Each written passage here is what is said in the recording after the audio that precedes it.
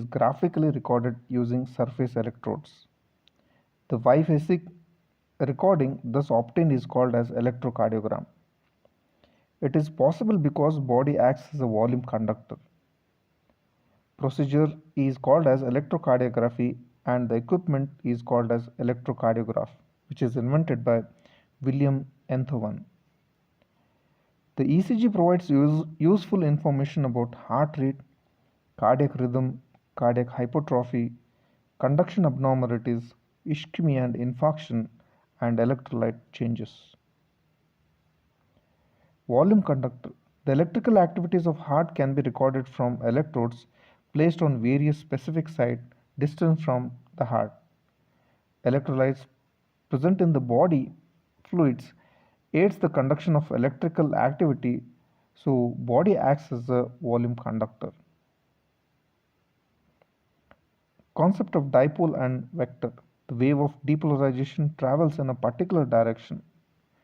The outer surface of depolarized part is negative while the outer surface of uh, part yet to be depolarized is positive, thus a dipole is created. The dipole has a particular direction, that is negative or positive, and a particular magnitude.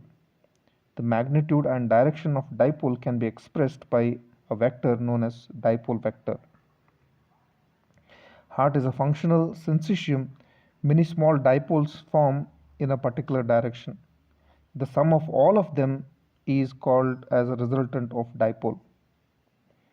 The resultant of dipole changes in direction and magnitude from moment to moment. The summated resultant vectors over a period of time are taken into account and these are called average vector. ECG is analyzed on the basis of number of average vectors during passage of cardiac impulses. As the wave of depolarization spreads along the heart, the following average vectors appears sequentially. The vector of atrial depolarization is directed downwards and to the left, whereas ventricle has four main vectors. First ventricular vector is because of the ventricular depolarization and it's directed obliquely downwards from left to right, as the left wall of interventricular septum is depolarized first and the wave of depolarization passes across the septum from left to right. The second is ventricular vector is because of the passage of cardiac impulse towards the apex and it is directed downwards. The third ventricular vector it is because of the depolarization of the left ventricle and it is directed downwards and left because the wave of depolarization proceeds from subendocardium to epicardium. It is the largest because left ventricle has the largest muscle mass. The fourth ventricular vector it is because of the depolarization of the bases. It is directed upwards towards the base and small in size. The resultant of all four vectors is called as mean electrical axis of heart. Normally it is directed downwards and left to the left and makes an angle of about 59 degree with a horizontal. The angle may vary between -30 to 110. Ventricular depolarization takes place from epicardium to endocardium, so T wave caused by ventricular repolarization is upright. This diagram shows the depolarization of the ventricles. So initially the septum, then the apex, then it is going to spread to the ventricles and in the end it is going to go to the base where the vector is small. ECG paper. ECG is recorded on millimeter square graph paper moving at a speed of 25 millimeters per second. It is divided into 1 millimeter square by thin lines. Every fifth line is thick both horizontally and vertically. Vertical lines are time calibrations. That is 1 millimeter is equal to 0.04 seconds on x-axis. So time duration between two thick lines is 0.2 second and vertical amplitude of wave is measured in millimeters, So a deflection of 10 millimeter represents 1 millivolt. ECG leads. There are 12 leads in ECG.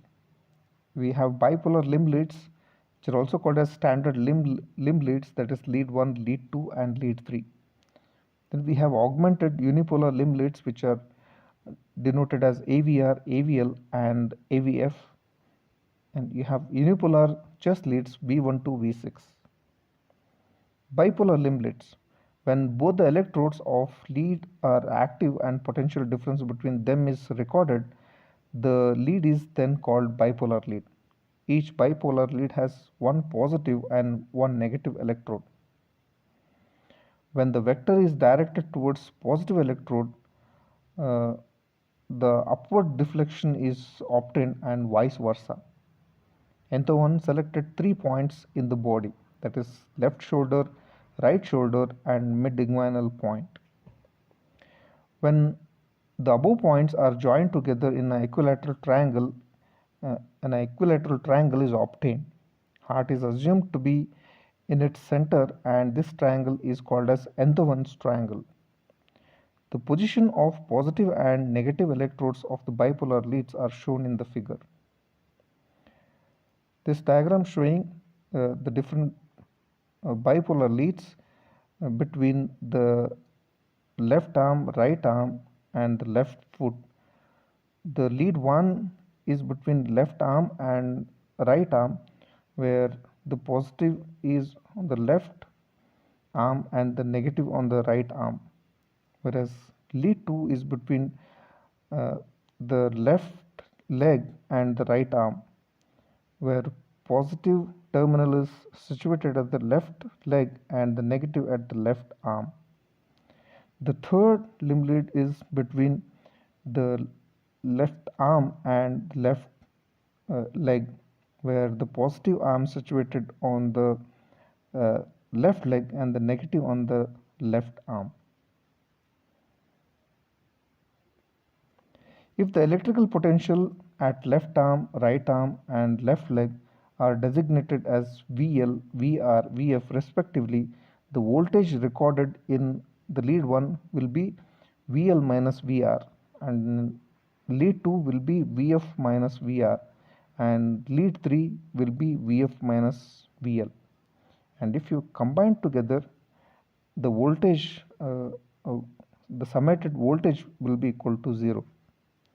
It would have been 0 if the right arm is positive and the left foot is negative. Entho1 deliberately changed the polarity of lead 2 in order to get an upward deflection in all the 3 leads. So then the lead 2, uh, he just changed the polarity and he made it VR minus VF. Now the voltage across the nth one triangles becomes 0, where the lead 1 plus lead 3 minus lead 2 is equal to 0. That means lead 1, lead 2 is equal to lead 1 plus lead 3. At any given instant, the sum of potential in the lead 1 and lead 3 equals to potential in the lead 2. This is called as Entho1's law. So the maximum amplitude is obtained in L2. Unipolar leads. Unlike bipolar leads, unipolar leads has only one active electrode, and it is called as exploring electrode. The other electrode is kept at zero potential, and it is called as indifferent electrode. So unipolar leads records absolute electrical potential under the exploring electrode. Depending on whether the lead is placed on the chest or the limb, the unipolar leads are classified as unipolar limb leads and unipolar chest leads. Unipolar limb leads. An electrode is placed on the distal part of any limb, that is right arm, left foot, and the other electrode should be at the zero potential. The indifferent electrode is designated as V. So the leads are designated as VL, VR, VF. Indifferent electrode is made by connecting three limbs, that is right arm and left foot, through a high resistance of 5000 ohm uh, to a common terminal which is called as Wilson's terminal. These unipolar limb leads gives waves of very small amplitude. So these leads were augmented by removing the contribution of respective limb uh, to the central terminal. This arrangement has increased amplitudes of waves. So it is almost the 3/3 of the VR, the augmented limb leads, and these are called as augmented limb leads. The augmented limb leads are AVR, AVL, and AVF. So in this diagram, it shows the unipolar leads and augmented limb leads, how they are designated. In unipolar leads, all the three leads are connected and the potential difference is seen between the indifferent electrodes, that is on the okay. Whereas in augmented limb leads, uh, the uh, the two limb leads are connected to the high voltage and the potential difference is sought between this indifferent electrode and the exploring electrode. Unipolar chest leads. These are the names as V1, V2, V3, V4, V5 and V6. The position of exploring electrodes of the various chest leads are as follows. That is V1 is in the right fourth intercostal space near the sternal border, V2 in the left fourth intercostal space near the sternal border, V3 in the midpoint between V2 and V4, V4 in the left fifth intercostal space on the midclavicular line, V5 left fifth intercostal space on the anterior axillary line, and V6 on left fifth intercostal space on the mid axillary line. Wilson's central terminal. According to Kirchhoff's law, the voltage at arm, the foot, and uh, the left arm is equal to 0. But it is not exactly 0 as the triangle is not exactly equilateral and heart is not exactly at the center. To tide over this problem, 3 resistance, that is 5000 ohm, is connected to electrode placed at 3 apical points, and they were connected to a common terminal called as Wilson's central terminal. It functions as a zero potential, and the indifferent electrodes are used in unipolar leads. So this is the normal ECG tracing uh, with the electrical activity of the various part of the heart and during each cardiac cycle, and they are represented by P wave, Q wave, R, S, T, and U. Okay. So this is the P wave, first positive deflection, and QRS complex, where Q is the first negative deflection, and we have a second positive deflection as R, and second negative deflection as S wave. Then we have T wave and U, which are both positive waves. P wave, it is due to the atrial depolarization. It represents spread of impulse from SA node to atrial muscles. The duration is less than 0.1 second and amplitude is less than 0.5 seconds. It represents the functional activity of atrial muscles. Abnormal P waves are seen in atrial hypertrophy, hyperkalemia. Sawtooth pattern of P waves are seen in atrial flutter. PR segment. Following P wave, there is a brief isoelectric segment of 0.04 0.04 second due to the AV nodal delay. QRX complex is due to the ventricular depolarization. Its duration is between 0.08 to 0.1 second. The amplitude is between 1.1 to 1.5 millivolts. It is a complex wave as it consists of an initial downward deflection, that is Q wave, an upward deflection R wave, and a downward deflection S wave. Q wave is the first wave of ventricular depolarization, which is always negative. It is due to the depolarization of interventricular septum from left to right. R wave is the first positive wave of QRS complex, and it is the main wave of ventricular depolarization, and the tip of R wave is sharp and pointed. S wave is the negative wave that follows R wave and ends at J point, also marks the termination of QRS complex. ST segment, following QRS complex, there is a long isoelectric segment. It represents the duration from end of ventricular depolarization to beginning of the ventricular repolarization, and its duration is 0.32 seconds. In ventricular hypertrophy, QRS complex, QRS amplitude increases. In myocardial infarction, ST segment is elevated in leads overlying the area of infarct, and ST segment is depressed in the reciprocal leads. J point is a junction between the end of S wave and the beginning of ST segment. T wave is an upward deflection due to the ventricular repolarization. Duration of T wave is longer as repolarization of the ventricle takes longer time. U wave rarely we get in a normal ECG.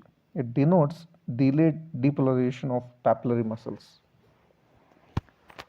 PR interval. It is the interval between beginning of P wave to the beginning of QRS complex. So this includes P wave and PR segment. The normal duration is 0.12 to 0.2 second. It indicates atrial depolarization and AV nodal delay. When Q wave is absent, it may be termed as PR interval, and when Q wave is present, it is called as PQ interval. PR interval is prolonged in heart block and hypokalemia. PR interval is decreased in WPW syndrome and LGL syndrome. QT interval. It is the interval between beginning of QRS complex and the end of T wave. This includes QRS complex, ST segment and T wave. This denotes the time taken for ventricular depolarization and repolarization. The duration is between 0.35 to 0.43 seconds.